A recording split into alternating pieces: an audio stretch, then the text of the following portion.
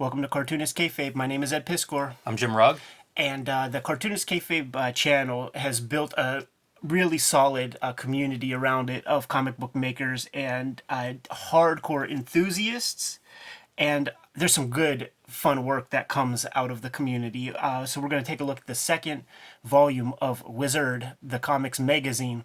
But before we do that, let's increase the community. Why don't you like, subscribe, and follow the YouTube channel if you haven't done so already, and hit that bell icon so that we can notify you when new stuff is available.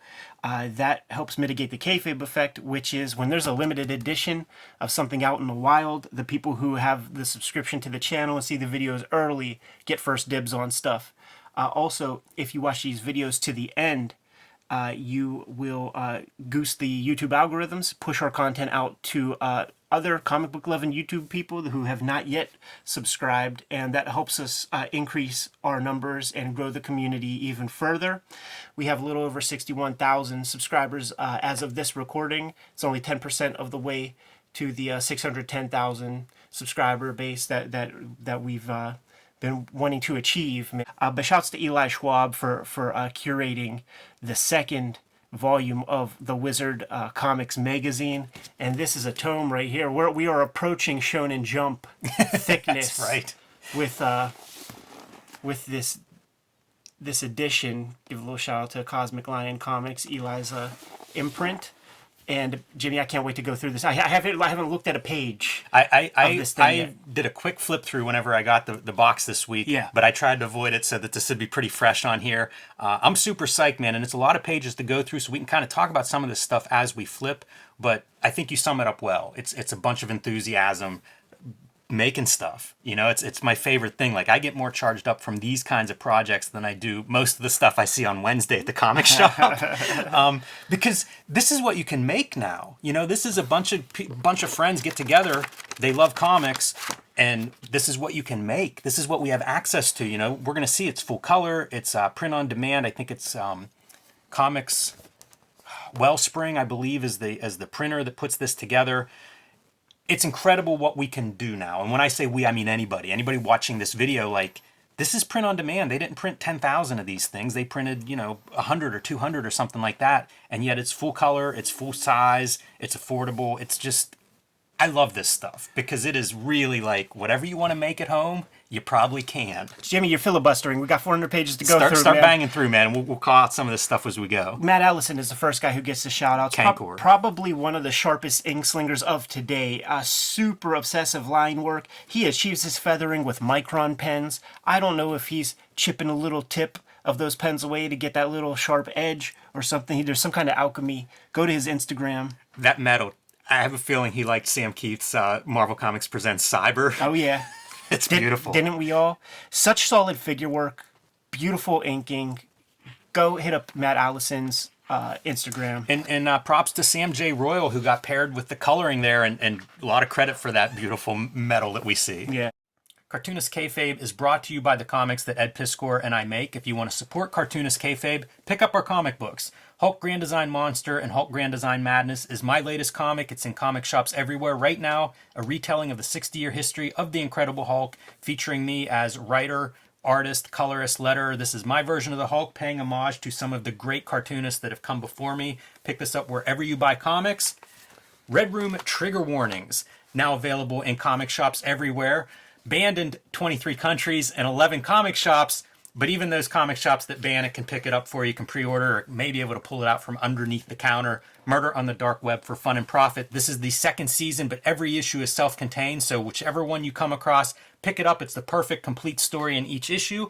And the Antisocial Network is the collection of the first season of Red Room, again, available wherever you pick up your comics. Jimmy, can we look at that backdrop before we get out of here? All right, we're done paying the bills, man. Let's get back to the video. That's how you open a book. Kayfabe Ringside Seats, that's a Facebook group where a lot of these guys put their heads together. And beyond just like stuff like the WIZERD magazine, I mean, just honest to goodness comic book collaborations on their own manifest from the Facebook community, man. There's a little Red Room, little Street Angel. Yeah, some fan art there. And we've looked at some of their projects, like image grand design that they put together. So yeah, a lot of stuff coming out of there. Gotta love letters, pages, and envelope art. Barry Tan. Dude, after Two-Fisted Zombies by Rick Veitch. Barry Tan is the man. Yeah. Yeah, you start to see these names too as you get a few of their books. Darkest Image, I think, is one of their collaborations. Ken Landgraf here with the Eli Schwab. Eli Schwab Commission. Dude, I don't know how this gets together, but it is incredible, just like the different people that are...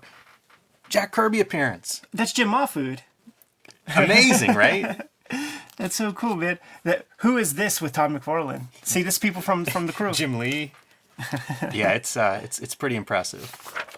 Oh, dude. Okay, so this is amazing. I got a note from Eli that we're supposed to open this package whenever we get to this page, so I should have been a little more prepared, but...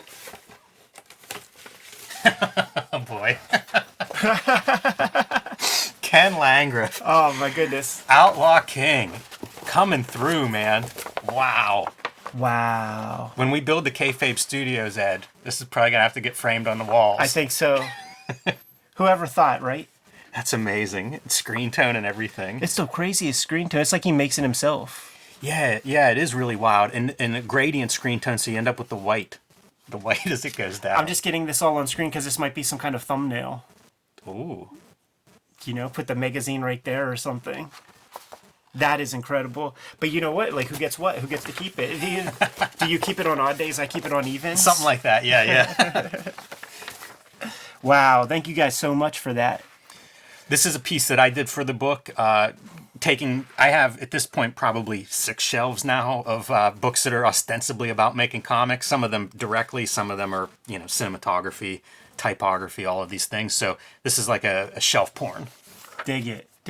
And all the scans, all the books are to scale. So, something like Deadliest Man Alive, smaller than volume 1 of zines. That's so cool. How do you do that? Do you scan it in and did you just do, like, say, 72 DPI and let it be the size that it is? That's right. Something like that? Jesse Schell. Yeah. One of the smartest guys in Pittsburgh. That comes with your speedball nibs, like when you get that one set. I think this is like the 17th edition of this thing. Oh, I bet. Yeah, geez. Yeah, a lot of kind of random stuff. I think the subtle art of not giving a fuck was a kayfabe mailbag item somebody sent in, so some random stuff. This Way of the Warrior is about this dude who's basically spent his life pursuing martial arts. I got it Ides for $1. It is the most ridiculous book ever. Inking for fun and profit. A little Eddie P. artist edition kind of piece. Yeah, this was good. I had no idea this was in there, so it's kind of cool to see it. Yeah, a little smattering of like all my stuff. Nice pinup page too. Good use for a like an 8.5 by 11 size book. It's so funny. I was looking for this and I couldn't find it for another video that we're doing, and I'm like, oh, it must be on my inking flatbed, my scanner flatbed. A lot of comics scattered throughout here, as we mentioned. Like a lot of the contributors are cartoonists, so you're going to see that mixed in. I just saw GeoCities come up in. That's fun. That is really good. Teenage Bigfoot, fan of these as well. Like, I've gotten some mini comics, and then I think he did a print on demand. I think an Amazon print on demand. That's the other thing that's interesting to me in a book like this. I mentioned this is a print on demand project, which blows my mind. The best artist reproduction I've seen has actually been a print on demand. So it's kind of cool to see exactly what the state of art is for that, because we all saw bad print on demand in the early days. Yeah, and I was grabbing Jeff Manley comics even at Space back in like 2004. He's been in the game for a long time. By the way, speaking of Space, I believe this is the last year coming up here at the end of May. So pour one out for 20 plus years of Space. One of my first small press shows. The debut of Street Angel was at Space. That's so Massimo's cool. art. I'm a big fan of this Absolutely. guy's stuff, man. It's so sharp looking. Yeah, and there's real power in this stuff. Little Street Angel there, but a fun cartoonist. I think you can see like in the caricature and in his color work too. It all looks good. I love seeing the cross section that goes between like ads that could be pinups most of the time, right? Comics, and then like feature stuff. These different contributors talking about how they do what they do. Jerome is dope. He's like a sensei master, like at a dojo, and he will get all the kids to shout like make more comics and things like that. Yeah, it's interesting, man. That guy wears his passions on his sleeves, and it seems to be comics and martial arts. This Jesse Lonergan dude, like, like he's one of those like great discoveries. People sent us that one comic he Yeah, got. that big oversized. The Yeah. image ends up reprinting, and damn it, I can't remember the name, but we might Hedra. see it. And there you go. Yeah, that's really good. And he also did this book, this Faster book, which is like a race comic. I think Ad House distributed some of them, but it's a really cool book too. Interesting cartoonist. It seems Really like his great. head is coming from different places. His Instagram is also worth following for sure. And I think he's getting about 100,000 followers at this point, man. Like drawing videos, just like watching him put the lines makes down on the total page sense. and then the ink in, like beautiful cartoonist. Tony Mcmillan's one of the first people that started sending us stuff where we pumped the brakes and we're like, who the fuck is this with super original That's artwork. another guy. Like, what's he looking at to Yeah. get to that point? Yeah, That super Attaboy original. comic's really cool. It's a video game, is sort of the main storyline in it. Looks nice. It's another one of those. I think it's probably print on demand. I don't know what the print run is, but makers Dave Howlett we met in Nova Scotia, Strange Adventures, shouts to Dave. and that's almost like an image, like a retelling of the Image story. Pop art. There's a wide variety of stuff that gets covered in here. Ghost Agents was included, a new issue of Ghost Agents, which I think they crowdfund. So that's the other piece, is just seeing like how all this stuff is done. And because there's so many comics in here, Ed, it made me think of like APAs. Yeah, this is kind of like one. Dan Moeller was just on Higher Side Chats, one of my favorite conspiracy podcasts, talking about shamanism and talking about what his comics are about, and even talking about the mechanics of comics as like, storytelling and how that kind of crosses over, a lot of audiences there. So it's pretty neat to see. But I like the APA stuff. We often talk about like Frank Miller's early work coming out in an APA, and Scott McCloud too, for that matter. I believe they were in the same APA. Street Angel appeared in an APA Shaky Kane interview. So you're getting this mix of like professional kind of stuff, fanzine stuff, APA. Pretty cool. I mean, like, don't get it twisted. Just because we get a color package that's perfect bound and a lot of pages, like this is a classic fanzine, and classic fanzines would have professional contributions. It would be the only interviews you'd be able to find with a Steve Ditko in the 60s and stuff. Like this is classic material right here. I feel like you got to have some anthropomorphic. Yes, you do. Ooh, got that duotone kind of kayfabing going on. I also like, as we're flipping through, like seeing people's names very clearly and easily. Yeah. That was something that we used to say all the time on these shows. Like, make it clear who's doing what, how to find more of this stuff. This is a good thing to make note of also, man. Like, when in doubt, use the Astro City font for your comics, man. That's a good basic font that communicates comic book language, and it's not that one that a lot of other people, like so many other people would use that just, I don't know, comes with your Mac or something. Brian Talbot, he's a guy we have to get a shoot interview with at some point, Jimmy. We definitely do. I mean, this is Octobriana Comics, and that comes up in this discussion. Such intense artwork, man. Me talking Octobriana.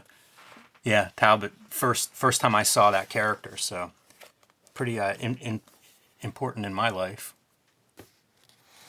When we put this channel together, like, never in my wildest dreams would I imagine that like a community would grow up around the channel that's sort of been there for 3 years. What's it going to look like in 3 more years, Jimmy? With incredible collaborations coming out pretty regularly, man. And I think one of the things that bolstered that in a big way really was COVID 2020, Yeah. where people had nothing but time on their hands, and it wasn't a bad idea to kind of keep to yourself for about 365. And the amount of comics that came out of that, the amount of comics that we received from that, man, like a lot of that stuff I covet. Like I have my COVID box of comics, man, from stuff that just came from that crazy period we all went through. Yeah, and it's cool to see other people too, not just in this group, but like Jeff Darrow's Shaolin Cowboy. He says, that was his COVID lockdown project. Yeah. Is this latest volume of Shaolin Cowboy that's coming out now? So I think we're seeing more of that. Like now's the time that this stuff is seeing print.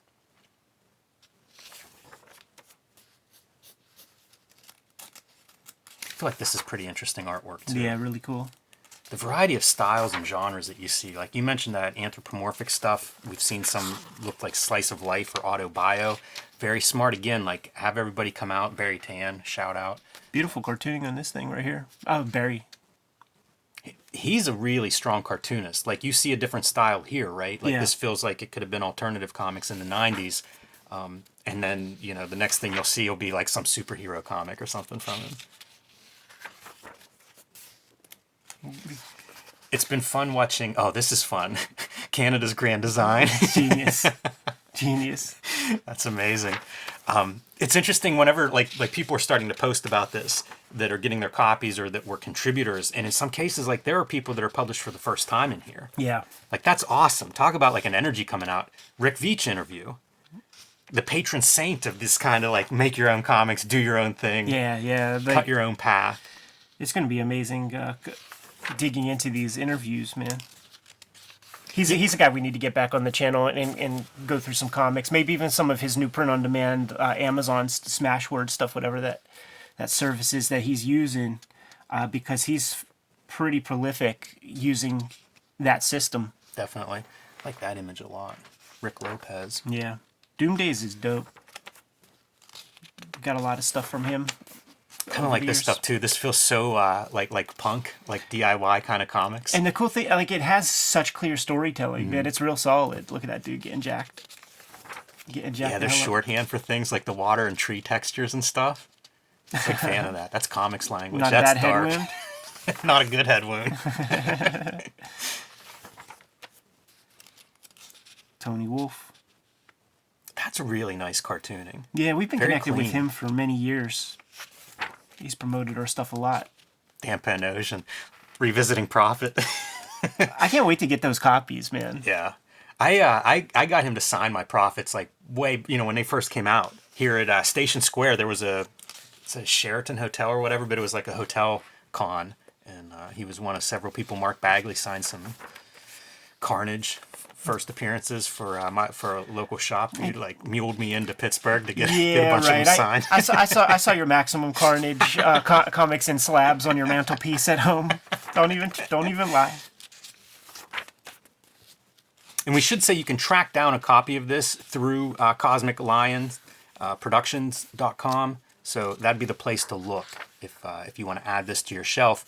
And, look for some of our other videos on these group projects, because we have covered Image Grand Design, and we did cover WIZERD #1, which same kind of flavor. It's a slightly less ambitious version, but same kind of thing. Bernie Moreau is somebody I'd like to look at some of his, like seeing that jam piece makes me want to look at some of his comics. Yeah, this was put in here for Chris Pitzer. Yes. Interesting cartoonist, like that guy's been around for 40 years and collaborated with a lot of big names, but has also done everything himself as well. Nick Cagnetti, man, like watching this dude grow is a sight to behold. Like his art is just getting sharper and sharper and sharper. I mean, this kid could write his own ticket, man. He could be whatever he wants to be in comics. He could go be a Marvel guy if he wants to. He can have great success. This is an incredible character. This is $1 million character right here. Pink Lemonade. Get your hands on Pink Lemonade comics. You will not be disappointed. And he recently posted on Instagram a kind of comparison image from like 2-3 years ago to today, and the growth exponential. I don't know how young he is, but the growth makes me think that he might be a little young, because like how you have those incredible strides in just years when you're a kid. Yeah, I've met him in person. I want to say at Heroes Con, although I don't hold me to that. William Stout. How about that for a nice feature? Like I want to get him for a shoot interview sooner than later. I mean, this guy spent months in Antarctica painting penguins and stuff. Like this guy has some stories to tell. Hooked up with Mobius. Hooked up with Kurtzman, did a little Annie Fanny stretch. Yeah, not your typical comic book path. Yeah. For a guy who clearly has those comic book skills and some direct comic book past, but quite a career that grew out of that. I see the word Antarctica right there. There you go. I guess that's him. Hey, man, it doesn't look too chilly there. No, that's summer Antarctica. You notice he still rocks his ascot, though. That could be a kayfabe picture. Yeah, who knows? Look at that thing. That's solid, man. Such a cool guy. Yeah, there's your, doing some art for a Mobius character.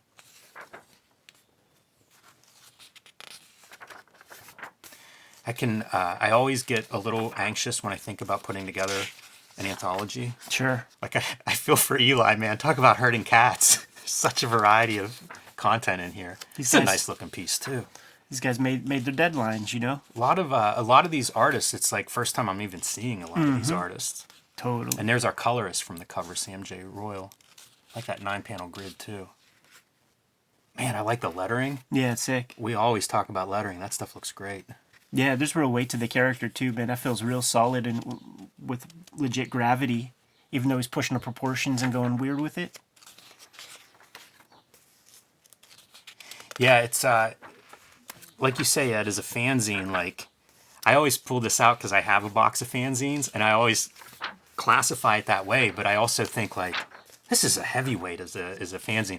Tom Palmer coming in. Doing a Palmer's Picks, dude. That's fun as hell, man. It's amazing. Watch Gareb Shameless come out and say, you know, we copyrighted that masthead. Yeah, right. Talking Jay Stevens. Yeah, some new Jay Stevens stuff out there. Brandon Graham. Getting the interview treatment. He sent us through email those Howard Chaykin role-playing game drawings some like a month or two ago. Really freaking sick. And it's shit that, like, you don't know about. You never heard Howard talk about it. His comics look nice here. This color palette looks really good. Yeah. There is a Brandon Graham color palette of these, like, kind of like subtle, like, pastel hues. So interesting to see the variety that he brings into a page. His sketchbooks are dope, man. Like, this reminds me of, like, his sketchbooks, like, where he'll have, like, rubber stamp stuff in there. He'll have, like, little paste ups from weird, like, I don't know, Fruits magazine or something, and it'll just be pasted up. Really, really active, cool sketchbook. The rock star of comics. We actually need to get that Paul Pope interview at some point. Yeah. There's there's no shortage of material we need to cover on here. Craig C.K. is one of those dudes that I think is a big influence on putting this together. I believe the Girl Scouts Stone Ghost trade paperback's going to be in shops soon, man. So get your hands on that Mafu joint. I'd see his name pop up a lot. Absolutely, man. He's a great supporter of ours, man. He's got our backs and created this iconic, super iconic image, man. It's such a cool, yeah. He recently, I think he's a tattoo artist, man. He put Mistress Pentagram on someone's forearm not too long ago. That's hilarious. I like to imagine as a tattoo artist, like he's pushing our art on it. Yeah. That's another clean looking good comic. Reminds me of End Times. The guy, the main character in End Times has that Fu Manchu. Wow, this is real solid stuff. It blows my mind. This is another one. If you handed me this in 1999, it would completely erase everything I knew about comics and, like, start over in terms of language, style, what you can do. It's just, who would have dreamt of this? Yeah. You know, like, I've talked to guys like Bill Boychell and Gary Groth, and it's like, in their best case scenarios, this wasn't the future. Yeah, and so many of these names are people that we have shown off some of their art in the past. Although Ingrid. I think this is. Do you know Ingrid's stuff? I don't. I actually did not know that she's a cartoonist, man. But I know her that she's a Pacific Northwest comics retailer, man. I think this comic looks amazing. Love the lettering on it too. Yeah, she's sick as hell. Little bits of I see a little bit of Farrell, like, in her lettering. Farrell Dalrymple. Yeah. But it looks really cool. Like, what a great transit. For a page, that piece really works for me. Yeah, I love the expressive line. Like, look at that. Good. I wish I could have that line. Rusty Gilligan. Yeah, many of these names new to me. I got this was a crowdfunder, the Octobriana with Love, and they look nice. Michael Cho cover, one of them. Michael Cho's a guy I thought we ought to try to track down one of these days. Yeah. It's always been cool when I've run into him at shows. Classmate of Stephen Platt. Yeah, the Alpha and Omega. This is great too. No idea what this is. Looks beautiful. Cousins of the ambiguously gay duo, yes. I feel like. Like, that's a lot of hair on that male upper thigh. Man, I'm so happy when I see color work like this and it's not browns. Yeah. Michelle Fife. Makes sense. I love seeing these like Yeah. little commission pieces. His commissions like that are always impressive. He puts a little bit of color on them, and it just makes them so like next level. It's true. So I guess people looking for commissions keep Fife in mind. I always see him at shows, you know, like he'll come in and there'll be like cards that are already a little bit colored, and then put whatever characters and stuff people want on there. This is classic fanzine. Or Image. I mean, not Image, but Wizard. Yeah, totally right. Brendan Wagner, man, Matt Wagner's son. Colorist extraordinaire. He has some really cool process stuff, and the things that he does with people's artwork, like he's come in with an artistic sensibility. Even this is just like an ad, kind of like a fun page. So good. Michael Kemp. I don't know if he's doing comics or what, but man, like for just a random page in here, impressive. Process stuff. Imagine if you were starting out too. Like, wouldn't you be sending pages into this? Fuck yeah, man.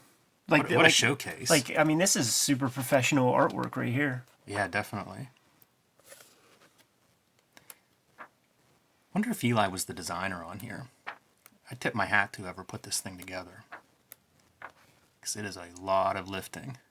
Pete Milnick is a guy that supports the channel in such a big way. I like that. Kind of a Make more comics. yeah.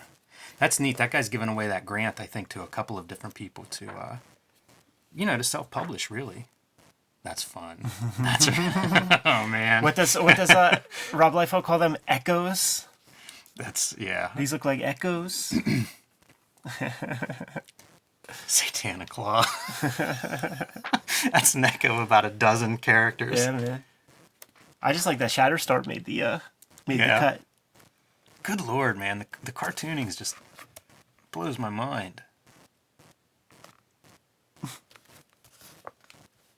I like that you're Omega Red. That dude's cutting promos on me with that, right? Punker Wow. Mike cobbled Nice. this together. Like he's an alchemist, man. And the stuff that he That's a good word for it. kind of kit bashes and puts together is fantastic, because he'll take a regular toy and just push it and make, the Joker clown, like the Joker from the Clown Gang, like push the expression and stuff with like super sculpey X-Acto blades, like whatever. Like, of course, like why not get Pizza Face? Let's see what's underneath the hat. And also, like, setting up these backgrounds, like, talk about next level. Thinking back to, like, the Wizard coverage where people were, like, making their custom figures in there and just sitting on their bathroom sink or something like that. Like, these are amazing. Those turtles are, man, that's sweet. And it's, oh, dude, it's so funny. I've been rewatching because, I need a unicorn chaser with Red Room Comics, so I have to just, like, watch some nice things. And I've been watching just Ninja Turtles is playing in the background, man. So these are the Crooked Ninja Turtle gangs from episode 1 of season 2. And the cool thing about this is Punker Mike is sharp as fuck himself, right? So I pay attention to the stuff that motivates him, the stuff that he finds interesting, man. So like I look at him with like great respect when he's pointing out, like this might be the greatest Rat King ever done or something. That is really awesome. Yeah, I didn't even realize this wasn't all his work. Like, these are other toy makers, right? Yeah. That's cool. And it starts off with a place, and then what's real cool is it's like here are the bits that go into like making these characters.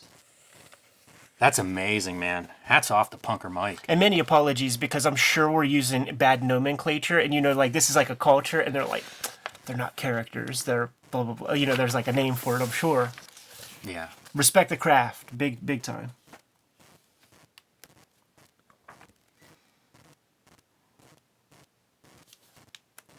Real solid cartooning here. It's a vaguely European line with the heavy brush. See some Walt Kelly. Looks like some Walt Kelly influence in there to me. I was thinking even like that Peyo or whatever that guy's name, yeah. the Smurfs fella. I always think like, you see the Maui Comics. Shouts to Elika Seki, man, one of the sweetest comics retailers. And by the way, Kikuo Johnson art there, so Yeah. really cool. But I always call out these the influences I see, and man, we live at a point now where it's like you can get there without ever actually encountering that influence. I always think that's a weird thing whenever you see people's art and be like, oh yes, some Peo or Walt Kelly, and it's like who? Yeah, What? yeah. James Windsor Smith. Oh yeah, he's been around for following the channel for a while.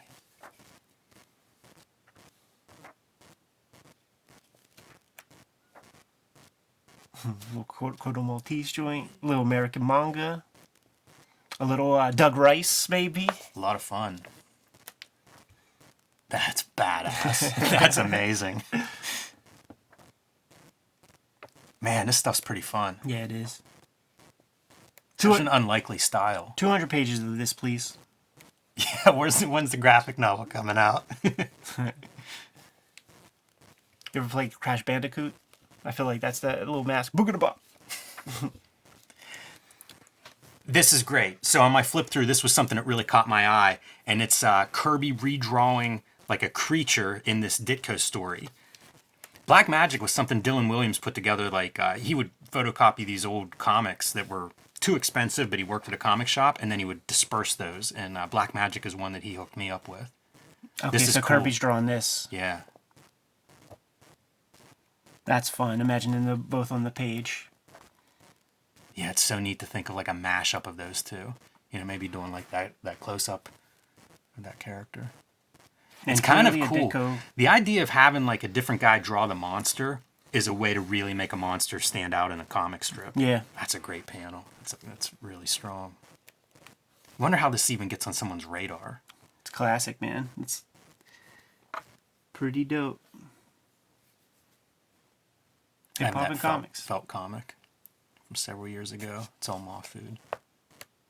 Or at least the art's Moth Food. Dennis Cohen on the Liquid Swords. I've heard of it. Yeah, Cartoonist Kayfabe's own. Dennis Cohen's another guy I'd talk to on here. Yeah, absolutely. Always like his art. He used to do that Deathlock series when it was like an ongoing. Yeah. And the covers were always great. Is Troy Jeffrey Allen, does he work with Diamond previews? Yeah, yeah. Shouts to him, man. Yeah, he was doing a video show for a while through Diamond, you know, like promo and stuff. Yeah. Went on there. He's always been supportive. The price guide. Oh, this is like a kayfabe effect price guide? Wow. It's 91 versus 2021. That's hilarious. I see. That's fun. But here's the thing. Okay, see, this is more like it than $16 now, $4. Yeah, that's more like it. Yeah, a lot of these have gone down in price. That's a great idea, whoever came up with this. Mark Darden, well done. Whoa. That's fun. Man, I love this for a checklist. Oh, and this is like the odds and ends. Yeah. You know, this is the stuff that's a little bit out there, like a Dame Darcy meat cake issue. Who Would knew? know? Who knew? That's another one, like, who is keeping this stuff? Tracking that down seems impossible. Got that Hate 30, man, with the Kool-Aid Man story that he wrote for, We'll have to look at that. yeah.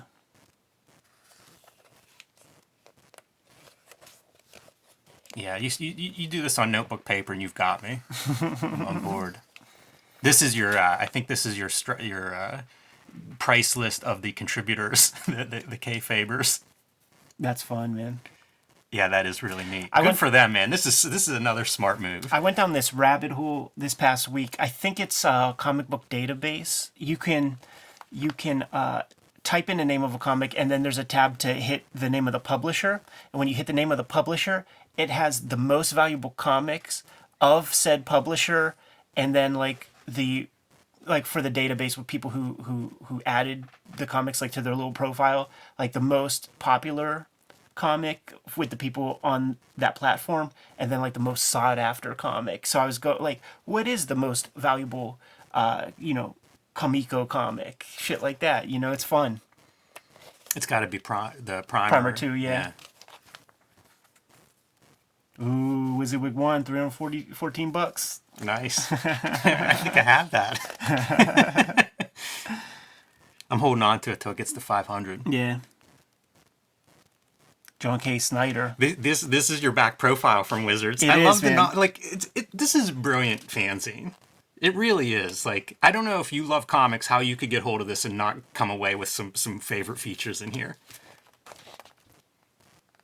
Next panel press.